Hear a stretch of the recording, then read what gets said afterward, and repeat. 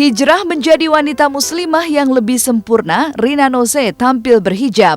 Bukan sekedar hiasan semata, Rina sudah membulatkan hati menyempurnakan ketaatannya.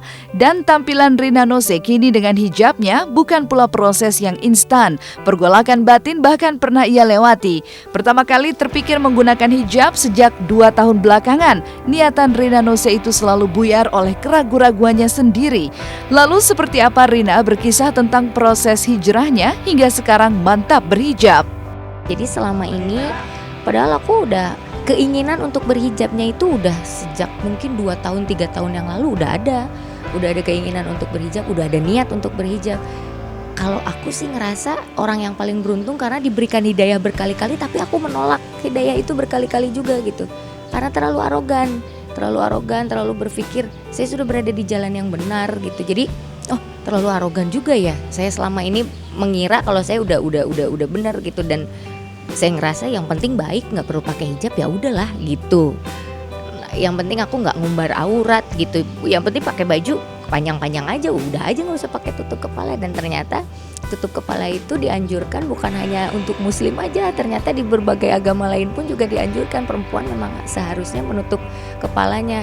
Bahkan kalau enggak, mereka harus mencukur rambutnya gitu. Awalnya dari pemikiran, pasti pokoknya orang-orang yang berhijrah dalam hidupnya itu pasti awalnya dari memikirkan tentang sesuatu dulu. Jadi aku bukan belajar tentang hijabnya, tapi aku belajar tentang Islamnya. Banyak cari tahu gitu.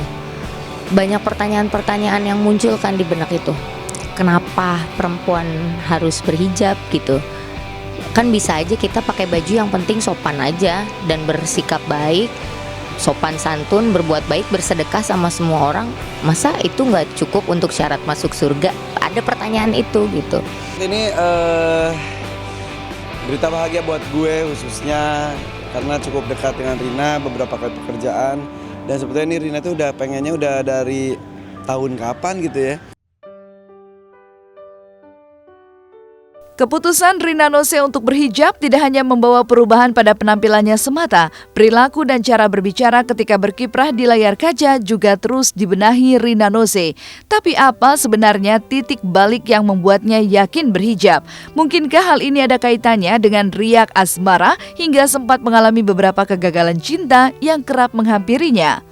Ini jadi kayak murni gitu, nggak ada dari siapa-siapa dulu sebelumnya. Nah, tapi ada beberapa masalah-masalah kan, hidup, pencarian, ibaratnya ini petualangan batin, pencarian jati diri, pencarian ini, pencarian itu, berpikir sampai akhirnya menemukan bahwa oke, intinya kita harus bertawakal, intinya berserah diri sama Allah. Sampai aku kemarin pas aku mau hijab, terus aku bilang sama kakak aku mau hijab nih, tapi kan kita banyak kontrak acara-acara, kasih tahu aja dulu kira-kira mulai kapan, pokoknya saya secepatnya mau berhijab gitu, kasih tahu. Jadi maksudnya untuk mempersiapkan orang-orang juga, karena kan aku kerjanya melibatkan banyak orang kan, takutnya kalau pakai tiba-tiba ada yang kaget, ada yang mereka jadi bingung atau gimana gitu. Jadi akhirnya ya udah kasih tahu aja dulu sama mereka gitu. Itu pokoknya pada saat memutuskan untuk berhijab artinya aku udah siap dengan segala sesuatu, udah siap dengan segala kemungkinannya apapun itu gitu. Jadi mau udah karena akunya udah berserah. Jadi udah pakai, deg-degan minta ampun waktu mau mulai awal.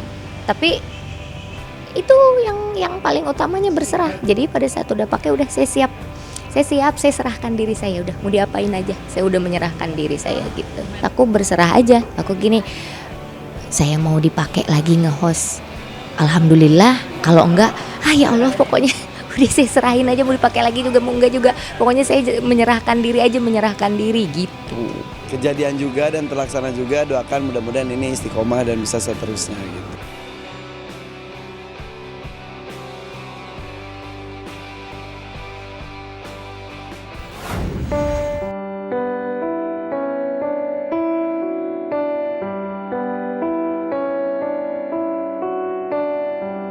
Suka duka dilewati pasangan Aming dan Evelyn hingga 3 bulan usia pernikahan mereka. Pasca duka yang mereka lewati akibat istri keguguran, Aming dan Evelyn kini terlihat mulai ikhlas akan peristiwa menyedihkan itu.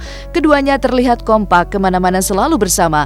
Rupanya keduanya ingin selalu berdua dalam situasi apapun. Bahkan saat Aming syuting pun Evelyn selalu setia menemani keluar kota sekalipun. Kemesraan yang mereka rajut sering mereka unggah ke sosmed yang membuat para netizen terbawa perasaan tentunya. Emang pengennya berdua mulu ya, Bi ya? Pengennya sih emang berdua, enggak. Ya emang pengennya berdua terus karena gua ngelihat kalau misalnya suami istri beda kerjaan, masing-masing sibuk, komunikasi kurang, jatuhnya kan jadi nggak harmonis kan. Nah makanya alhamdulillah banget, beruntung banget. Emang bismillah kita bakal terlibat dalam sebuah proyek yang sama, didoain aja. Yang pastinya seneng banget. Jadi bisa terus bareng-bareng, bisa terus saling mengontrol ya. Seneng banget. Terus apalagi walaupun nikah pun kita bisa sama-sama terus kan. Maksudnya alhamdulillah bisa banyak kesempatan untuk bersama gitu. Jadi nggak ada kekhawatiran yang bakalan membuat kita. Biasalah cewek posesif ya. Iya. Nah ya gitu deh, pokoknya aku sih emang ulangnya sebenarnya emang nggak mau pisah gitu, walaupun kan sayang aja gitu kan waktunya. Berarti kan satu hari kan misalnya kerja 8 jam terpisah kan berarti udah dikali sampai seumur hidup aja udah berapa waktu yang terbuang-buang ya nggak sih? Hari gini orang suka sesuatu yang berbeda, yang spesial, yang unik. Jadi kalau ngelihat dia cewek imut, manis, tomboy, tiba-tiba suaranya kayak anak band tuh keren banget ya. Dan rata-rata di sosmed juga banyak yang respect sama dia. Cuma segelintir lah yang biasanya ngasih komen yang nggak pantas. Tapi kan emang nggak apa-apa, orang nggak bisa dikontrol ya, nggak bisa dilarang. Cuman yang saya tangkap saya emang cemburu aja gitu kan. Kalah keren kan emang suaranya cowok-cowok yang suka ngebully dia gitu. Kesibukan bekerja tidak menjadi halangan bagi pasangan ini untuk merenda kemesraan. Di sela-sela kesibukan syuting di luar kota, Aming dan Evelyn memanfaatkan waktu tersebut sekaligus untuk berbulan madu. Rupanya pasangan ini kembali menjalani program untuk punya momongan lagi. Iya, kita jadi otomatis sih sekarang kan maksudnya udah bareng-bareng pergi kemana-mana gitu kan. Itu udah kayak ngobatin sedikit-sedikit. Terus kalau ada waktu senggang gitu baru kita rencanain dengan mateng gitu. Soalnya kan sekarang kan masih waktunya kepotong-potong ya.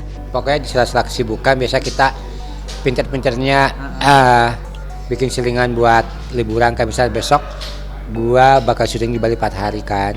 Jadi dia ikut nemenin. Nah setelah atau sebelumnya mungkin bisa dipakai buat quality time gitu. Di Was-Was selanjutnya, simak sejumlah kabar top di segmen Was-Was Top Story. Di antaranya, Mario Teguh mengaku rugi 7 miliar saat dilanda kemelut soal Aryo Kiswinar. Simak pula kesibukan Chelsea Olivia dan Glenn Alinsky mengurus buah hati mereka. Simak usai jeda pariwara berikut ini.